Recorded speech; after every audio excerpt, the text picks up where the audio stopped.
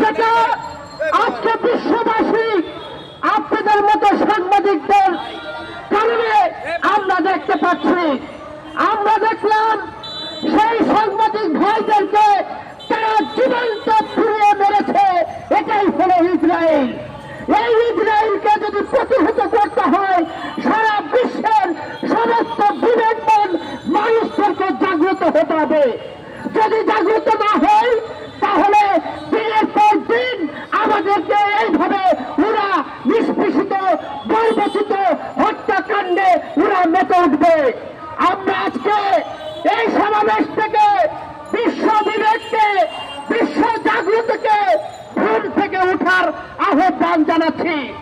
আজকে সারা পৃথিবীতে যে প্রকৃতি সম্পদ সেই প্রকৃতি সম্পদ 3 ভাগের 2 ভাগ মুসলমানের কাছে, কিন্তু আজকে সেই আরব বিশ্বের নেতারা আমেরিকা ইসরায়েলের সাথে বন্ধুত্ব করে আমার মুসলমান ভাইদেরকে হত্যা করছে।